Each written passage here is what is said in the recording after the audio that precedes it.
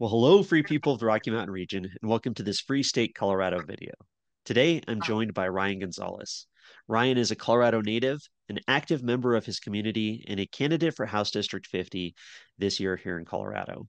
Well, Ryan, I hope you are well, and thank you for joining me today. Yeah, no, Brandon, thank you so much for having me on. It's great to be here. It's great to connect and, reach your audience. You have a great following, amazing people behind you, and I look forward to see what we can do together. Awesome. Well, I appreciate that. And let's just get started. Tell us a little bit about yourself, Ryan. We're definitely going to be talking about the Taxpayers Bill of Rights, how important it is to Colorado, what it means, especially kind of an introduction for people who might not be familiar. But tell us, just start off a little bit about yourself. Yeah. So I'm like Brandon said, I pretty much grew up in Colorado my entire life. I originally out from Fort Morgan, so just a little east, but we moved to Greeley when I was about 12, and pretty much have been in the area ever since. I have worked since I was 15 years old, so I know the value of paying taxes from a very young age and just trying to be more self-sufficient, self-reliable. I have worked with nonprofits for over 12 years in different causes, so suicide awareness, homelessness, and Special Olympics. Three things that are very near and dear to my heart, just because I have met people who have either attempted or successfully attempted suicide. Homelessness, which is a big issue in our community, all over, it's growing, it's becoming more rampant, more widespread. And I see that no matter how much money we pump into these programs to defeat and calm down homelessness, it obviously goes nowhere. It does the exact opposite. And a Special Olympics. So for me, I have an aunt that has Down syndrome, and so that's a cause very special to me.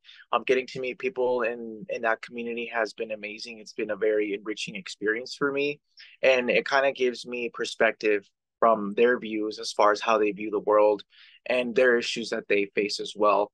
So it's pretty much started from there, just kind of working with nonprofits, and ever since then, I just really wanted to start helping my community, kind of give back to them. I currently work in manufacturing at the J.M. Smucker Corporation in Longmont. I have been there for over a year and a half.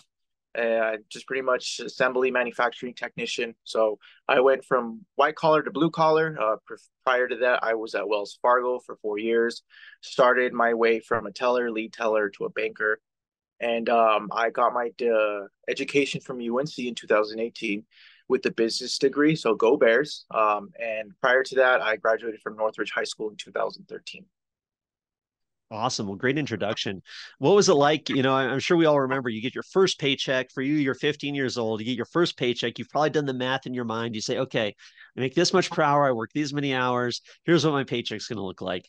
And then you open up your paycheck or you see what it is. You go, oh my gosh, why is it so short? What did they take all this money out? I mean, how was that? For me, it made me not happy because my first job, it was a summer youth program that they had here at the time. So I got paid once a month.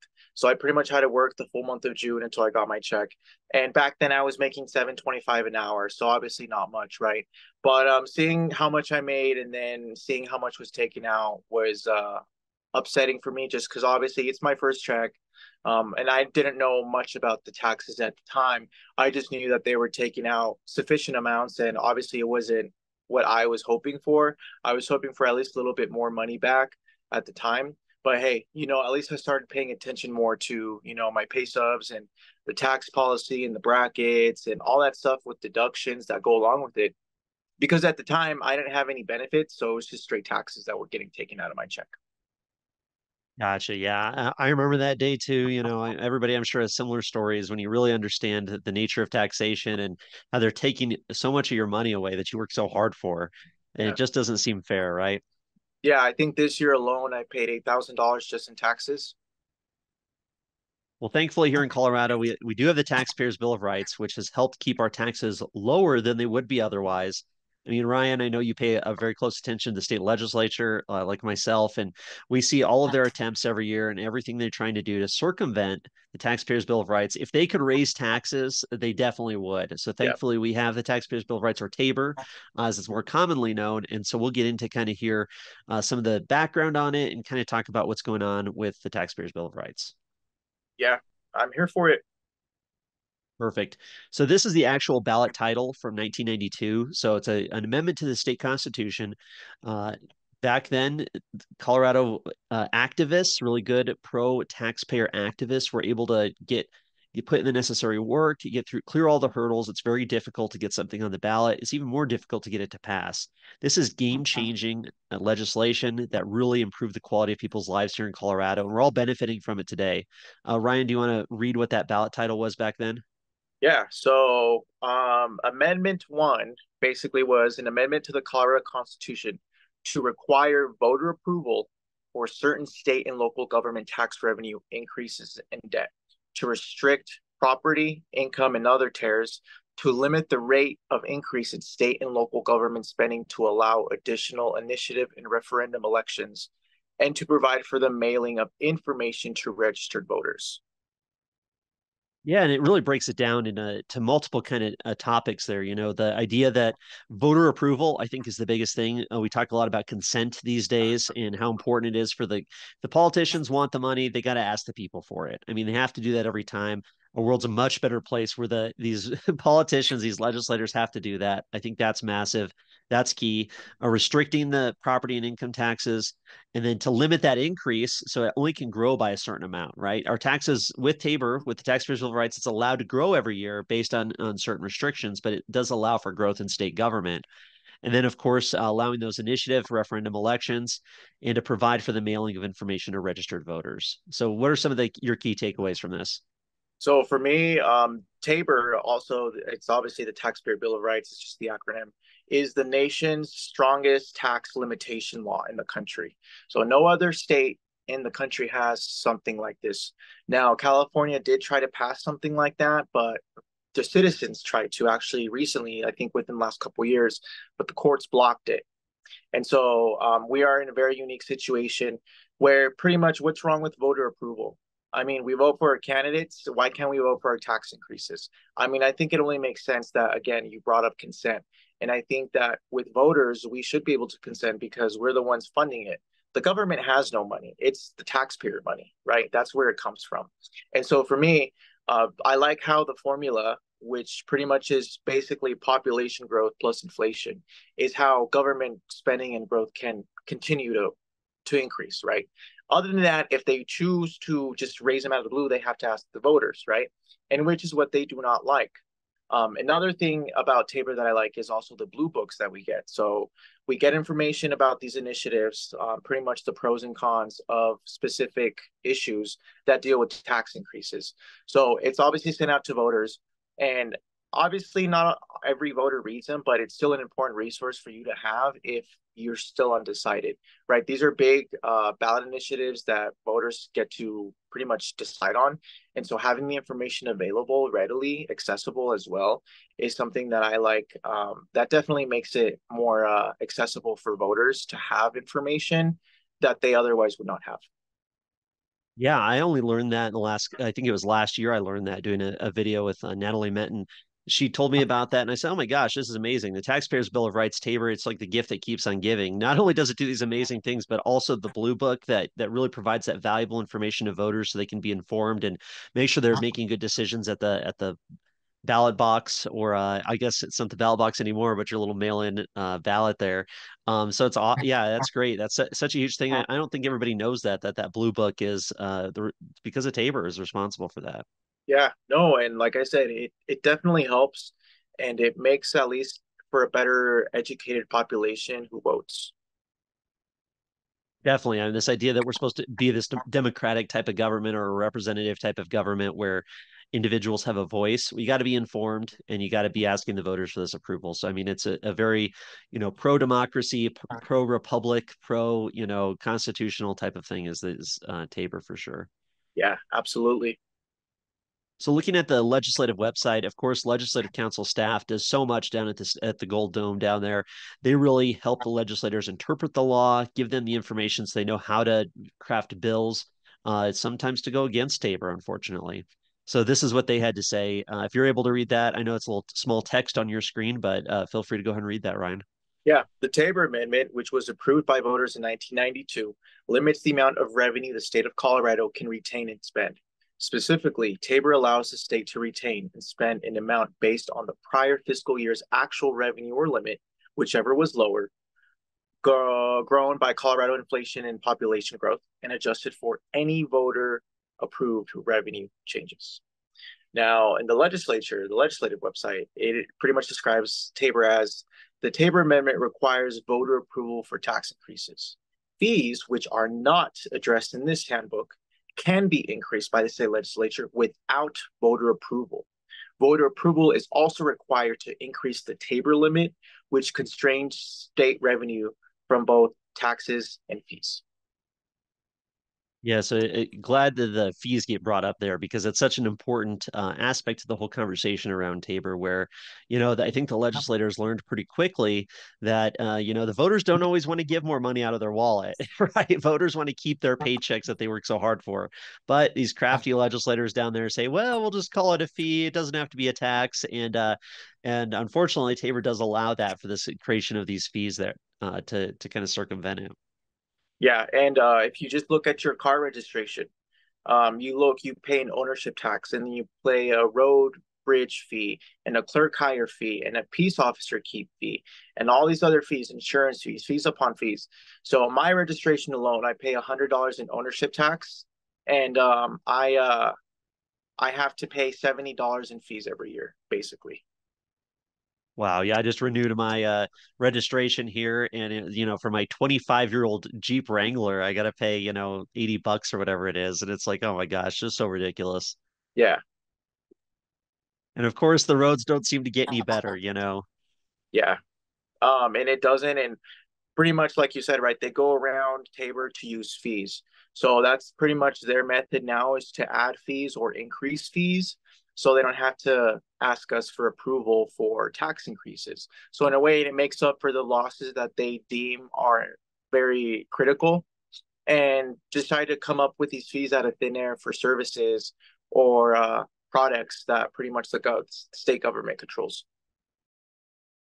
Yeah, the whole fee issue is just so controversial. There's been lawsuits about it, there's been legislation about it, and it's unfortunate that there's this little bit of a loophole there, but the legislators are going to come up with whatever they can to keep more of our money because they got big plans for your paycheck. Everybody works so hard. It's just so shameful when I see these state legislators just figure out more and more ways to take money out of our wallets. Right. And for them, it's all about growing government. It's never been about what's more efficient. It's just about power, right? Expanding and creating these agencies that I believe are unconstitutionally illegitimate and should have no basis to exist. And I believe that that's the reason why the legislature exists is to do that job, right? Oversight and, continue to make these decisions and not give it to the bureaucrats and people who are unelected and stay in these positions for lifetime appointments, whether it's from the governor or the state legislature. We're just seeing these decisions be made from people who were never elected to begin with. Oh, 100%, 100%. Now let's continue on here. There's a graphic also from the Legislative Council staff, just a really simplified version of what we've been talking about. The state government collects a certain amount of money through taxes. They have their general funds and cash funds. TABOR limits how much that money is, and then it has to go back out to the people. So it reaches a certain limit. It's got to go back out to the people. Really important aspect to it there. This is tax refund money. Everybody loves getting their tax refunds. I know people who depend on their tax refunds every year from their income tax. Well, this is just another form of your tax refund, money that you're owed constitutionally.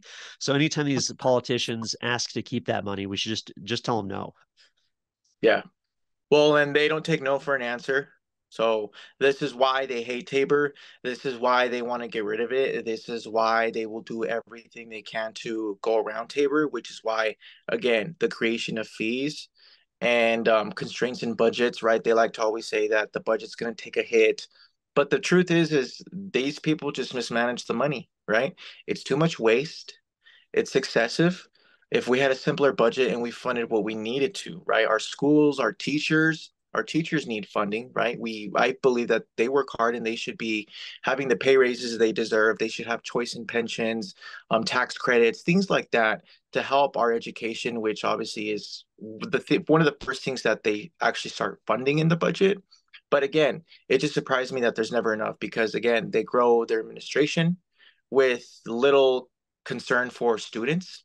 And again, it's just too much waste. 100%, 100%. So, people like love getting their tax refund money back. Well, people love getting their TABOR refunds back. I mean, I think people can remember back during the COVID time, there was always talk about stimulus. You know, all these states across the country were giving stimulus money back. Colorado government, the governor in particular, was being a little dishonest, if you can believe that, right? Saying, "Hey, we're stimulating the economy. We're going to give this tax money back," but it was really our TABOR money that was owed to us anyway. They just kind of redistributed how that money was going to come back to us, taking money away from the high income earners and kind of giving a bigger amount to the everybody across the state, lower income workers in general. So here's an Right. article from 2024 this year, how to make sure you get your $800 TABOR refund now that Colorado's accepting tax returns. And here's an article from 2022. Everything you need to know about the Colorado stimulus check 2022. So you may have heard that over the years, people. Your stimulus check, Colorado stimulus check, Colorado cash back, any of that. That's all of your taxpayers' Bill of Rights TABOR money. Yep. And they never called it that though. They called it again the Colorado cash back. So it was pretty much a disguise. It was a scam to bribe voters at a time when Democrats were supposed to lose seats here in Colorado. So they did everything they could to try to appease voters and bribe voters, and it did work. Yeah, I remember back in 2020, but even 2022 in particular, you know, Jared Polis was up for reelection and they sent this Colorado cashback check to everybody in the state. And in it, if you remember, in the envelope was a little letter signed by Jared Polis, you know, talking about how wonderful it is that he's given us this money back. He didn't quite say it like that, but that was the implication. I mean, a total marketing political stunt to try and convince the voters that he was somehow responsible right before the election came. I mean, absolutely and utterly ridiculous. Yep. We've seen them do this, change the timing of when they give the refund money back. So it's before an election. They really play games with our TABOR refunds, unfortunately. And I really wish that voters would wake up to this and, wake up and smell the coffee because this is exactly what they're doing. And they did this again this year with the special session, right, to try to fix property taxes because they knew these ballot initiatives were very likely to pass. And again, that would put them at a disadvantage. But these ballot initiatives would have never even made it to begin with if the legislature and the governor did their jobs to actually pass meaningful reform without a special session. Oh yeah, it was totally within their wheelhouse. I mean, you hit the nail on the head. It just shows how important these elections are, right? I mean, that these ballot initiatives that we saw this year created a special session to deal with them. We see the governor and the legislature play games with our TABOR refund, all about the election. So it all comes down to getting reelected. And like you said, hopefully enough Coloradans are waking up that we're kind of pushing back against these authoritarian leftists, you know, in their attempts to kind of take more and more of our money. Right. And we they can't blame Republicans. Republicans are never to blame for this because we haven't been in charge of this state at the state level for at least 5 years. And they currently have a supermajority in the state house. So they could expel anybody at any time that they choose to seem fit and silence their opposition. And again, they really hate Tabor and they will say that quiet part discreetly. I know obviously more Denver representatives are very open about that, right? Progressives, how they vehemently abhor Tabor. But like I said, I think as the chart that you just well, did you go over the income chart yet? So there's a chart, I believe, Here you yeah, go. where we have seen since the passing of Tabor that Colorado income has risen. And prior to that, in 1992, as you can tell from the graph in the blue and orange, the national average in Colorado were about the same, right? But now we fast forward to 2018, where now Colorado income is higher than the national average.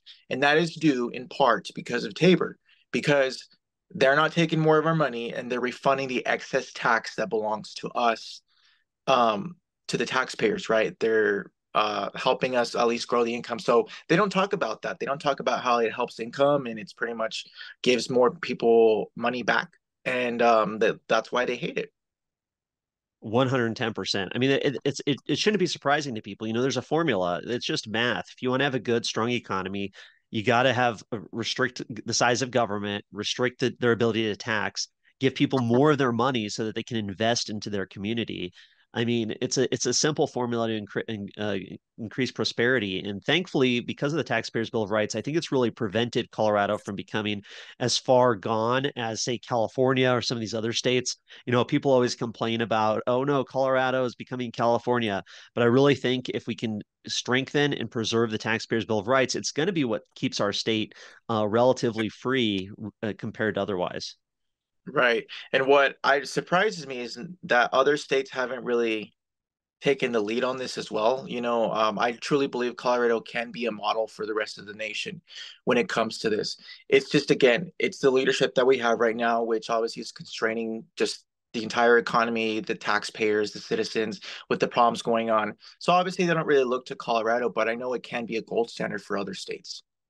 Oh, 100%. 100%. So we talked a little bit already about how the legislature has eating up Coloradans' TABOR refunds here, but this was a recent article just from August 9th of this year from the Great Complete Colorado. Study finds special interest tax deals eating up Coloradans' TABOR refunds.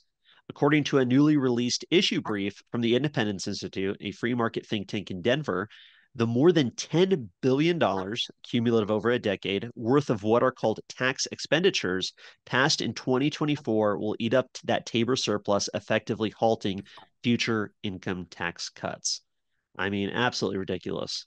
Yeah, and Senator Kirkmeyer, who I work with closely, she sits on the JBC committee.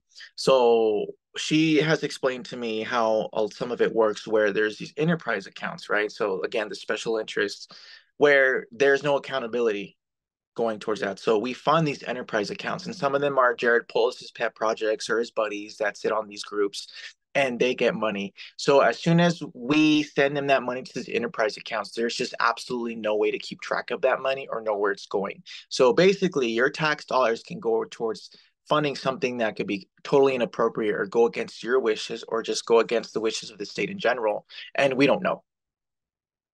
Right. We don't know. They don't want us to know. And not only that, but they've passed so many bills this year. We saw this even last year during the special session, the 23 special session, where they're giving out new tax credits and kind of redistributing tax refunds to people of their little special interest projects. So, maybe people who have kids, this and that, they have different types of tax credits they're going to offer. And of course, that money goes to people who didn't necessarily pay taxes. It Right. really, when anytime the government unfairly redistributes wealth. It creates market distortions. It impoverishes the community as a whole. And you get it, right? They're trying to reward their special interests or their voting base, but it's at the expense of everybody else. And I mean, I hate to say it, but that's just the nature of politics, and it's not good. Right. And I think if these people understood basic economics, like you said, then they would know that cutting taxes stimulates the economy and generates more GDP and just productivity into our economy, where people, because they have more, they can spend more, they can invest more, they can build more. And that in turn helps produce more revenue for the government because people are spending more, right? But again, they don't look at that. They just look at taxing everything they can into oblivion. You got the sales tax, you got the income tax, you got all these taxes that pretty much pile up on top of each other. So when you think about it, of a dollar, I mean, you're probably going to end up getting 25 cents when it's all said and done. Gosh, gosh. Yep, and here's some of those enterprises you were talking about. Another article, and these are recent articles, folks. This is from August 26, 2024. Colorado's fee-based enterprises skirt tabor increased revenue by 3,000%. The state-owned enterprises increased fees from 46% of total state spending in 1996 to 71% in 2023. So here's a little snippet there. The creation of TABOR exempt state-owned enterprises has allowed government to increase fees from 46% of total state spending in 1996 to 71% of state spending in 2023 without requiring approval from taxpayers, according to a new report released by the Common Sense Institute, a nonpartisan research organization dedicated to the protection and promotion of Colorado's economy. Gosh, what do you think about this, Ryan? Like I said, it just describes what I was told by Senator Kirkmeyer, and this is why we need to at least get some balance back into Colorado because this is going to continue on happening. It's only going to get worse. Right now, it's 71%. Who knows? It could be 90% next year or 100% in 2 years. And when is it going to stop? Right? We shouldn't be funding these special interest enterprise accounts. We should be holding them accountable. We should be knowing where it goes. We should be auditing these places, because at the end of the day, it's like you saw recently, right, where there was a mistake, budget mistake. I think it was about $62 million, and that $62 million was found by Senator Kirkmeyer when they did an audit. So basically, what that found was that we are owed $62 million. So there's going to be a shortfall in the budget next year because of, again, their terrible accounting and bookkeeping balancing budget issues that they have. Fees, yeah. And just the idea too, we talked about Tabor being able to keep taxes relatively low, but not fees. Fees are just like you said, car registration. There's a fee for everything now. They're trying to get cars on rent. They have a new new fee on rental cars to fund this mass transit, high rail pipe dream that's never going to happen. They have fees here and there everywhere, and sooner or later you lose all that money. That 25 cents out of every dollar you earn is going to get whittled down to nothing soon enough if they're allowed to keep increasing fees. Yeah, no, and you got the retail delivery fee. So anytime you deliver something, it's 29 cents. You got the bag fee. So if you want plastic bags, it's 10 cents. I mean, it's really not going to stop. And this is just the start of how these people have gone so far to the left that they don't care about wealth at this point. They just want to collect because it's all about collectivism. So it's for the interest of the common good. And so they think they're doing right by having that perspective. But what they don't realize is that their policies are hurting the very people they claim to help. 100% well said. And this is a recent survey I found. It's from the entire year of 2023, really, is kind of how they break it up. But it's from Colorado Boulder. So University of Colorado Boulder does this voter sentiment survey kind of every year. And so they asked a question specifically about Tabor, about the Taxpayers Bill of Rights. And you can kind of see here, now this is statewide, right? This is statewide. 54% of Coloradans support Tabor. Just in generally speaking, only 18% oppose it. Only 18%. I mean, it's hard to find that kind of consensus on anything in politics, but Right. people love the idea that they have to vote, they have to give the government permission to take more of their money, and then they get money back through a tax refund if the government takes too much. I mean, people just love this idea. And not sure, 27%, you got to think it's kind of complicated for some people, or if they're not familiar with it, that's probably those not sures. And then bipartisanship, this was the one that I thought was really interesting. So 47% of Democrats favor Tabor. So I mean that's quite a bit. Like you said, Oh, these yeah. a lot of these Democrats at the state legislature are so anti-Tabor, but almost half of their voters, half of their base doesn't have a problem. They actually favor Tabor. Right. And as you can only tell, only about a quarter of them oppose it. So it just pretty much shows that they're in the minority when it comes to this issue. They're a very loud minority because they think they're right. But the voters and the people of Colorado think differently. 100%, 100%. And so I wanted to point this out here because we just saw, like you said, only a quarter of Colorado Democrats actually oppose Tabor. But here we go, just to show how out of touch sometimes these people are. This is the 2024 Colorado Democratic Party platform. Their number one line in taxation, their number one line is to repeal Tabor. Why do you think that is, Ryan? Again, it's because they want to fund their pet projects and their progressive wish list, and they know that they're constrained by the formula that Tabor imposes on the state legislature. So they know that the only way to fully get what they want is to just get rid of it altogether. But guess what? In order to do that, it's going to have to be brought to a vote by the people. So good luck. Right. Good luck when you see such a small percentage of population oppose it. People, generally speaking, love Tabor. I mean, we even saw last year during Proposition HH, there was a lot of concern that would have done away with our Tabor refunds forever, but the voters overwhelmingly rejected it. I mean, shouldn't it be more clear to these legislators at the state capitol that Tabor's good for the people? 70% of Weld County said no. There you go. There you go. So we talked a lot about the people down at the state legislature. Ryan, you were almost one of those people, right? 2 years ago in 2022, you had one of the closest elections in the entire state that year, losing by 330 votes, not much at all, just barely lost to Mary Young, who's been down there. And unfortunately, Mary Young's been supportive of getting rid of our Taxpayers Bill of Rights. Mary Young has supported taking away our tax refund money, creating all these new fees. And so, I mean, it's interesting to see just that one little dramatic 300 votes, what difference that can make down there. Yeah. No, and it's funny because 2 years ago, she was out trying to collect signatures for a petition to actually, by taking a percent of our Tabor refunds to give teachers pay raises. So again, they're using teachers in the middle of this. They're caught in the crossfire. They're being sold a lie. They're pretty much using teachers as pawns. And I really hope that specifically our public educators are well aware of what she is doing, that we can provide the relief to teachers that they need, but the Democrats don't want to. And instead of funding what we need to, they're funding other useless programs and agencies and creating more government. that just serves no purpose and they're ineffective. And like I said, they're illegitimate. And my opponent is on record for comparing TABOR refunds to giving it to teenagers to indulge themselves. She's absolutely shameful, right? If that, I mean, that's so revealing for a lot of these legislators, a lot of these politicians down there. They think they know how to better spend our paychecks than ourselves, right? We don't need that much money. Let the government decide how it should be spent. I mean, it's absolutely shameful, especially when you see how hard people work. You know what I mean? People work so hard just to provide a good life for themselves and their families.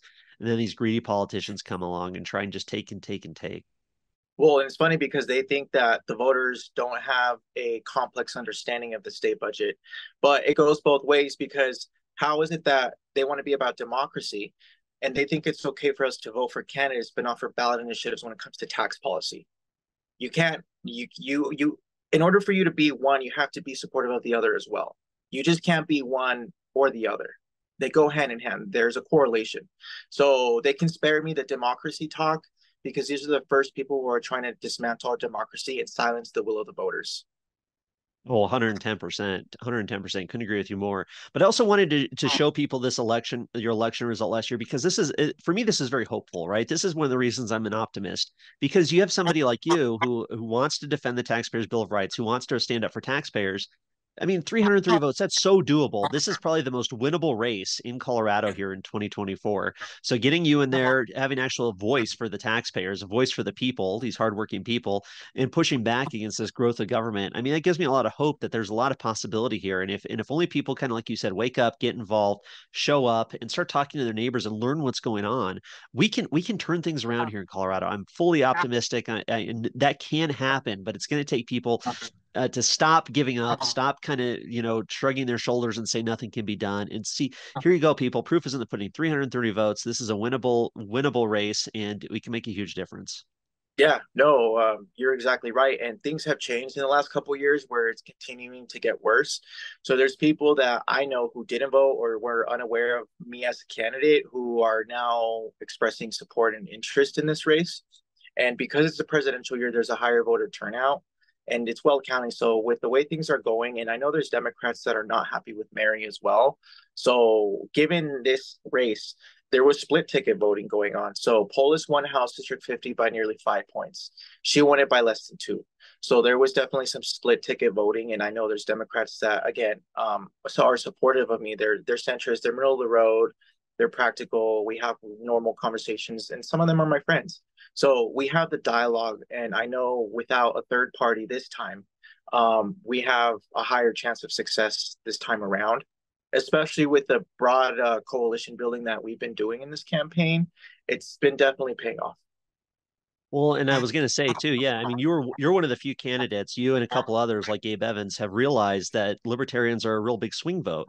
So, I mean, you lost by 330 votes. Sorry to keep repeating that. I'm sure it's not a number you're happy to hear all the time. But the Libertarian candidate back in 22 had 615. But you reached out to the Libertarian Party. You had a video for them for the convention. I mean, had some talking points because you wanted to assure them that, hey, I'm a pro-liberty candidate. I'm a pro-liberty Republican, and I'm going to win and stand up for your values. And especially after they watch this video here, I think they'll hopefully say they made the right decision to make sure there wasn't a libertarian running against you, because we can't afford people like Mary Young to be in our state government who are going to want to keep taking and taking out of our wallets. Yeah, and if it's one thing I learned also getting into politics is we have to build coalitions, we have to build partnerships. And I have no problem reaching out to libertarians because I agree with many of your guys' platforms, especially on social issues. And I feel that there's room for us to work together to actually get meaningful change because we don't like what's going on with the Democrats, right? They're destroying our state. And there's that saying, right? The enemy of my enemy is my friend. And we just really want to make sure that we restore a balance back to our Colorado. And I know working with libertarians, despite even some of the traditional establishment people in my party, I choose not to go with that and just follow my instincts and do what I feel is right and what is good for Colorado. And this was definitely something that was put in my heart. And I'm so glad it worked out because like you were there, the phone calls and the discussions.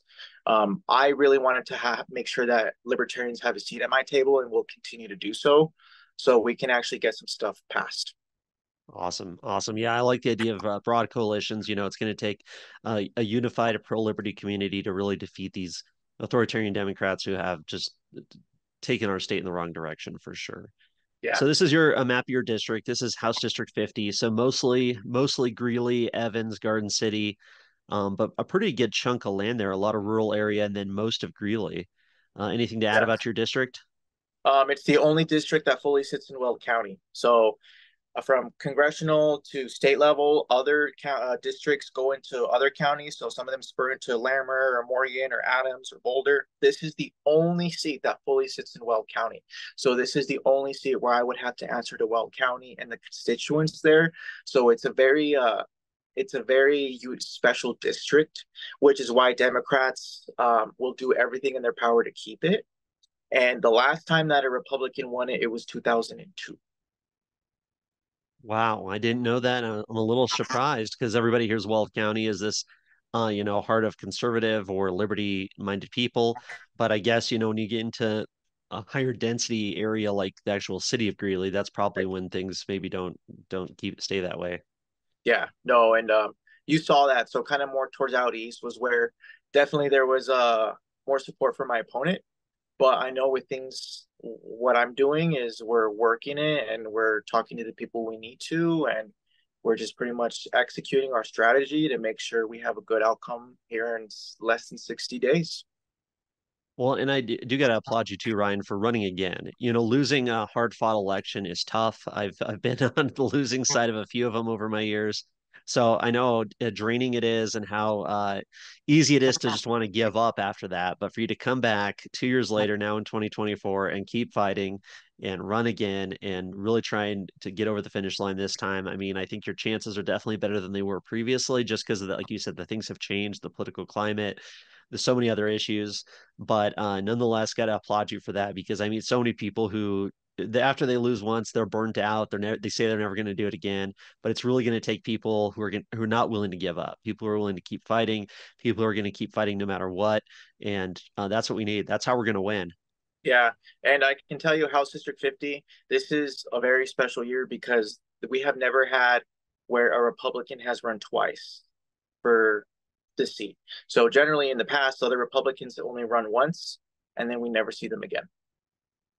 Oh, interesting. Interesting. So, wanted to show people some different links here to get more information about your campaign, Gonzalez for 50.com. For the Tabor Foundation's a great resource. They do an amazing job of doing some lawsuits and really trying to get some information out there to protect our taxpayers' Bill of Rights. Some of the people who actually helped get it passed back in 1982 are part of that Tabor Foundation still. So, pretty awesome group of people.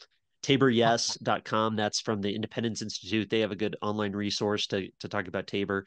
And then I didn't want to get into it just for time constraints, but Natalie Menton has an article on CompleteColorado.com that just came out talking about how you can weigh in on your local Tabor measures. So there's those local Tabor notices where you can actually have some input to make sure that the voters get accurate information about these tax increases. So that's something you really want to participate in. That's something anybody can do, everybody can do across the state.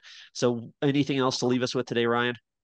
Just for the Tabor notices, it freaks these people out because they expect us to not know about Tabor notices. So my call to action to you is if you see that there's a potential damaging effect to these tax increases that's not in the blue book, go to whoever's paying for that ballot initiative to pass with your Tabor notice. And I can tell you the reaction is not going to be one that you traditionally see because they pretty much turn pale and don't expect people to have their own Tabor notices. So do your research. If there's issues that you feel aren't mentioned in the blue book for tax increases, send them a Tabor notice because they have to pay for it.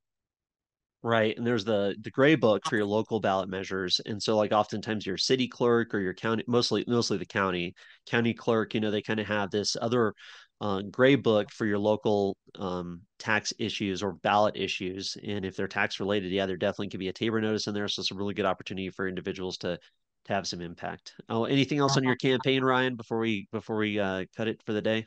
No, thank you for watching, and I would appreciate the support. Anything that you guys can do, whether it's a contribution or phone calls or door knocking, we have a lot of ground to cover here. They're going to send Denver people here to tell Weld County how to vote, and we can't let them. I would really like to have some volunteers to help me.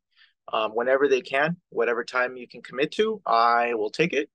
And let's just work together to flip the seat. Awesome. Well, keep up the great work, Ryan. Good luck on everything, and let me know if there's any other news. Yeah, no, thank you. All right, take care.